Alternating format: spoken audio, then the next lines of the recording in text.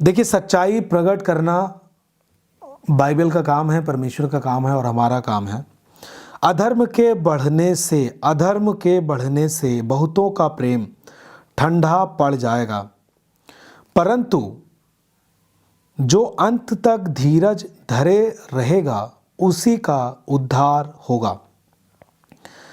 जैसा कि आपको पता है, एक बात तो हमेशा ध्यान में रखें और एक बात हमेशा पकड़ कर रखें कि जब चर्च के ऊपर, और क्योंकि चर्च एक प्रेम का स्थान है, चर्च एक शांति का स्थान है और चर्च एक उन्नति का स्थान है और चर्च में पवित्रताई का स्थान है।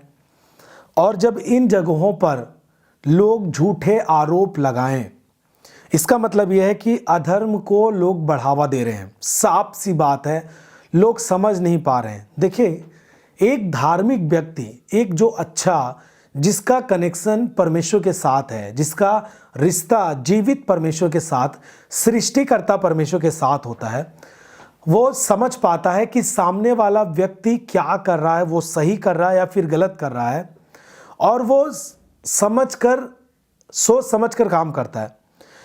लेकिन जिसका परमेश्वर के साथ संबंध नहीं, जिसको सृष्टिकर्ता के बारे में मालूम नहीं, ना उससे जुड़ा है, वो किसी को भी मनुष्य की तरीकों से परखना चाहेगा, मनुष्य के तरीकों से उसे जांचना चाहता है और उसे झूठे झूठे आरोप लगाता है। इसका मतलब यह है कि अधर्म का बढ़ना हो रहा है, यह है अधर्म की बढ़ोतरी। और जब अधर्म बढ़ता है, अधर्म का बढ़ने का मतलब कि जब अधर्म बढ़ेगा तो जो सत्य के लोग होते हैं उनको थोड़ी देर के लिए परेशान किया जा सकता है।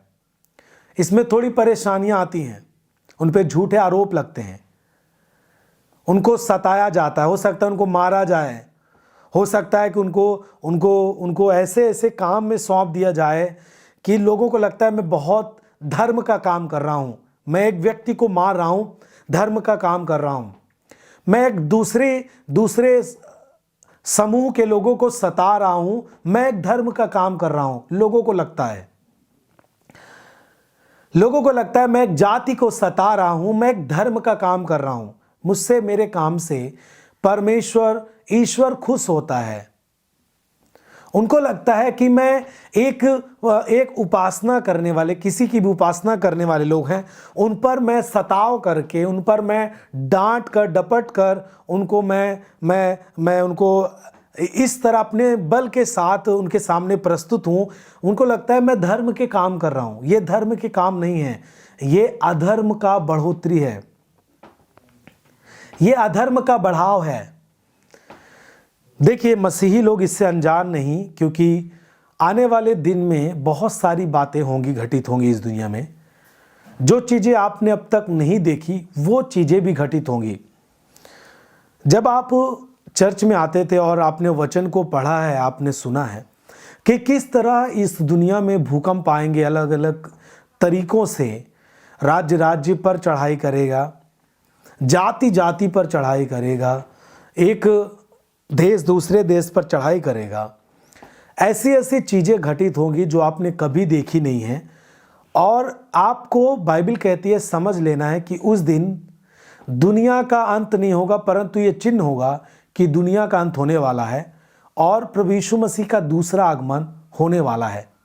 ये सब चिन्ह हैं और इन सब चीज़ों से आप अनजान नहीं, आप सबको पता है और आप सब ने सुना है और आप सबको इसके बारे में पता भी है और आपको इसके बारे में लगातार सिखाया गया है कि किस तरह यीशु मसीह के दूसरे आगमन के लिए आपको तैयार होना है, किस तरह यीशु मसीह के दूसरे आगमन में उसके साथ जाने के लिए आपको तैयारी करना है, आपको किस तरह पवित्रताई के जीवन में जीना है, आपको किस तरह प्रेम के साथ जीवन जीना है, बिना गाली दिए हुए आपको जीवन जीना है, प्रेम के साथ जीना है, व्यभिचार से अलग होकर के जीवन जीना है, एक संयम के साथ जीवन जीना है और उसी को प्रभु यीशु मसीह अपने साथ लेके जाएगा, जो उसके वचन के अनुसार निर्णय लेते हैं, घोषणा करते हैं और उसी पर चलते हैं। उसी को प्रभु यीशु मसीह अपने दूसरे आगमन में स्वीकार करेगा और वही प्रभु यीशु मसीह के साथ उठाए जाएंगे।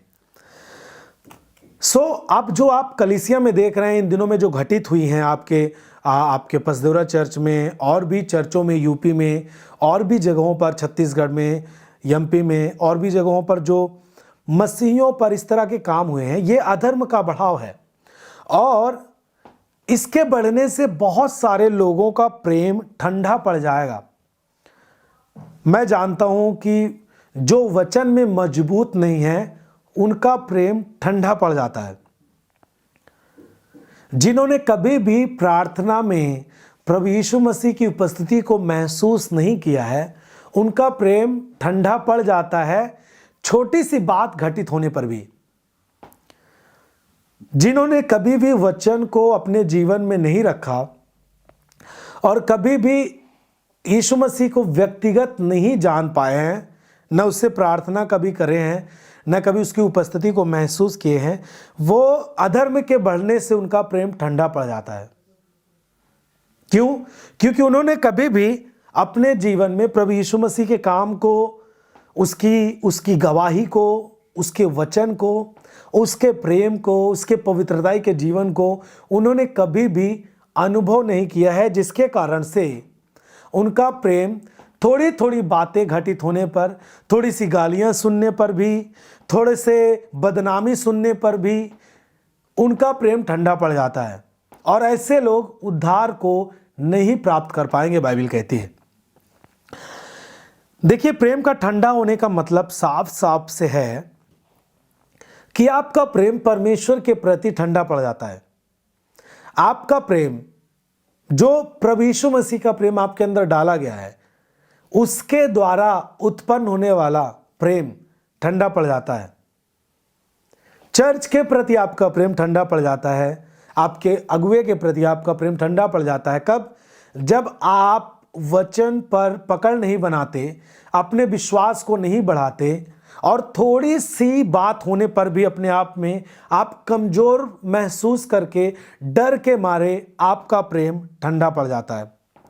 लेकिन बाइबल क्या कहती है कि जो अंत तक धीरज रखेगा, ये सब बातें होती जाएंगी, ये कोई रोकेगा नहीं।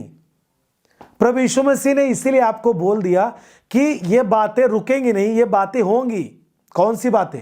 जो आप देख रहे हैं, चर्च सताया जाएगा, चर्च पर झूठे आरोप लगाए जाएंगे।